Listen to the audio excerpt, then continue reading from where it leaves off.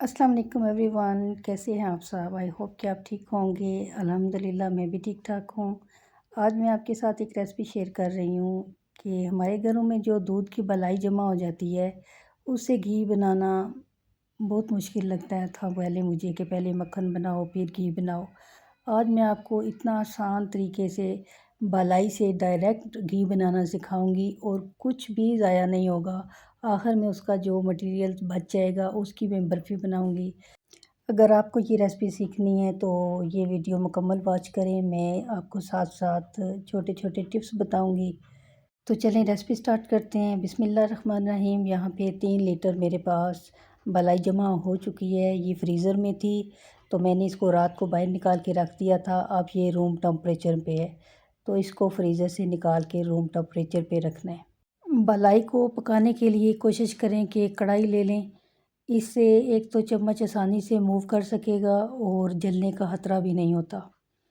तो मैं सारी बलाई इस कढ़ाई में डाल दूँगी और फिर पकने के लिए मैं इसे चूल्हे पे चढ़ा दूँगी। अच्छा, यहाँ पर बलाई ने पिघलना शुरू कर दिया है और मेरी पहली टिप ये है कि आपने जब इसे चूल्हे पे चढ़ाना है तो आँच आपने तेज़ रखनी है। स्लो आँच पे आपने इसको नहीं पकाना। स्लो आँच पे आप इसे पकाएंगे तो फिर आपकी बर्फ़ी नहीं बनेगी। अब दूध पकना स्टार्ट हो गया है। अब दूसरी टिप ये है कि ये बार बार अब उबलेगा, ऊपर आएगा। तो आपने ऐसा करना है, जो ही ये ऊपर आए तो आपने आँच थोड़ी देर के लिए स्लो कर देनी है, 1 मिनट या आधा मिनट। तो उसके बाद ये बार बार उबलेगा भी और फिर नीचे होगा तो, लेकिन आँच फिर आपने फुल ही रखनी है। और फुल आँच पे पकते पकते अब इसकी ये कंडीशन हो चुकी है, ये काफ़ी थिक हो गया है। अब तकरीबन इसका घी बनने वाला है। अब ये देखें थोड़ा सा घी निकलना शुरू हो गया है। मैं यहाँ पर स्टेप बाय स्टेप आपको थोड़ा थोड़ा इसका व्यू दे रही हूँ। और यहाँ देखिए थोड़ा सा और घी निकल आया है। अब इसको कितना पकाना है, इतना पकाना है कि ये जो दूध का छन्ना है ये थोड़ा सा ब्राउन कलर का हो जाए। ज़्यादा ब्राउन नहीं करना है क्योंकि ये वाइट कलर का है, थोड़ा सा कलर चेंज करना है। उसके बाद समझें कि आपका घी बिल्कुल तैयार है। आप इसको चूल्हा बंद करें और ठंडा करके आप इसको छान लें।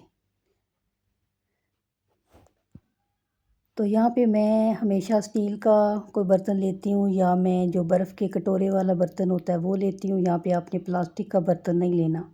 तो इसके अंदर ये छलनी रख के तो मैं इसको छान लूँगी।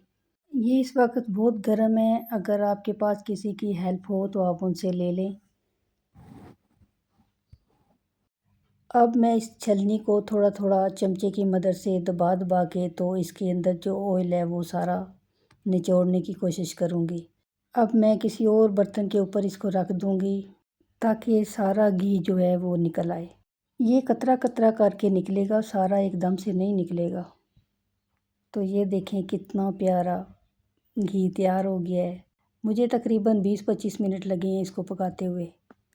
अब दूसरी रेसिपी शुरू करते हैं। तो जो छन्ना बच गया है उसको दोबारा मैं कढ़ाई में डालूँगी। अभी आँच आपने इसकी चूल्हे की ऑन नहीं करनी।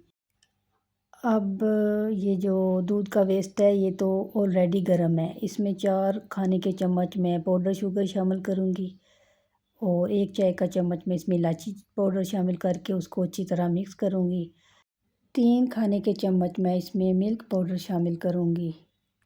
अब आँच मैं इसकी हल्की सी तेज़ करके तो इन सब चीज़ों को अच्छी तरह भून लूँगी। बर्फ़ी मेरी बिल्कुल रेडी है और अब मैं इसको एक पिज़्ज़ा प्लेट लेके तो उसमें सेट कर रही हूँ। आप किसी भी बर्तन में इसको सेट कर सकते हैं। तो अगर आप इसको ऐसे खाना चाहें तो ऐसे भी खा सकते हैं। तो मैं थोड़ा सा इसको गार्निश करने के लिए बादाम लगा रही हूँ। अब मैं इसको सेट होने के लिए रख दूँगी ताकि मैं इसकी बाद में शेप काट सकूँ। इसको आपने फ्रिज में नहीं रखना, इसको बाहर ही रखना है रूम टेम्परेचर पे। उसके बाद इसको रख के मैं कहीं चली गई थी तो वापस मैं आई हूँ 1 घंटे बाद। तो मेरे घर वालों ने इस पे हमला कर दिया था। उन्हें नहीं तो पता कि मैंने इसको अभी शूट करना है।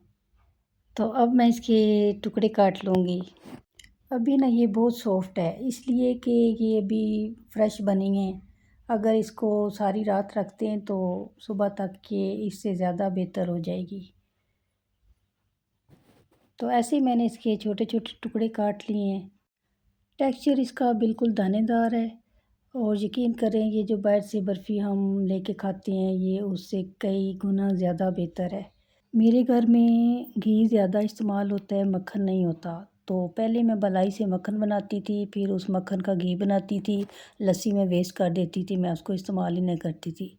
लेकिन इस रेसिपी की वजह से तो मेरी ज़िंदगी आसान हो चुकी है। इस रेसिपी का मुझे मेरी अम्मी ने बताया था।